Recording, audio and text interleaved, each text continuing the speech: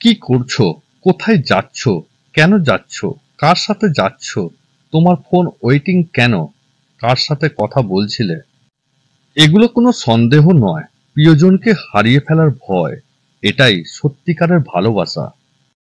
ভালো লাগার সময়গুলো হয়তো সবসময় ফিরে আসে না, কিন্তু ভালো মানুষ আর ভালো সম্পর্কগুলো চিরদিন স্মৃতির মাঝে অমর হয়ে থাকে। হাজারো হতাশার মাঝে একটাই ভরসা, ঈশ্বর যা করেন ভালোর জন্যই করেন। বিমানে আপনি নিশ্চিন্তে বসে থাকেন, যদিও আপনি পাইলটকে চেনেন না। রেলগাড়িতে আরামে বসে থাকেন, যদিও রেল চালককে আপনি চেনেন না।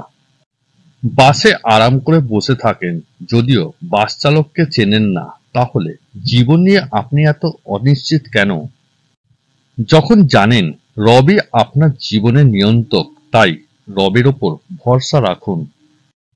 এই পৃথিবী তোমাকে যা দেবে তার পুরোটাই আবার ফেরত নেবে, অর্থাৎ তোমার কাছে যা আছে তা নিয়ে অহংকার করা কিছুই নেই।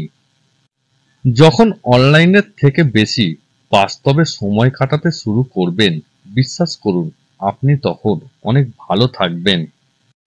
অন্ধ যদি অন্ধকে পথ দেখায়, তবে দুজনেই গিয়ে গর্তে পড়বে।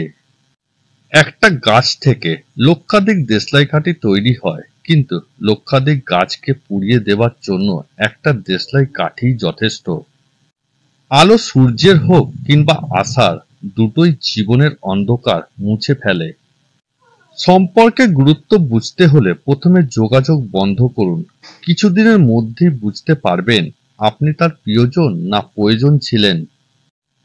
জীবনে যত বড় মনের মানুষ হবে, ঠিক ততটাই বুঝতে পারবে কোনো কিছু নিয়ে তর্ক করার থেকে নীরব থাকাই অনেক শ্রেয়। সৌন্দর্য বলতে মানুষ ওপরের রূপটাই বোঝে, প্রকৃত সৌন্দর্য হৃদয়ে থাকে, যা সবসময় প্রকাশ পায় না।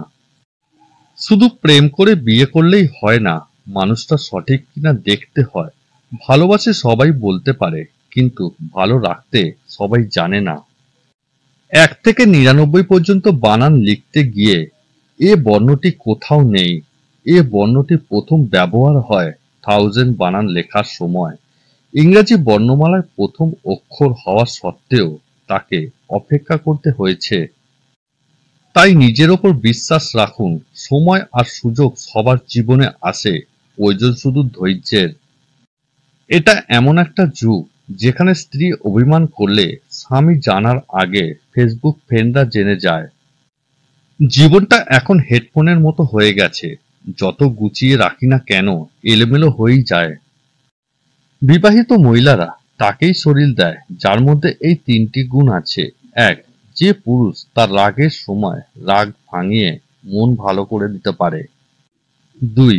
যে পুরুষ তার সব রকম কথা শোনে। ৩. যে পুরুষ তার কাছে বিশ্বাসী হয়ে ওঠে।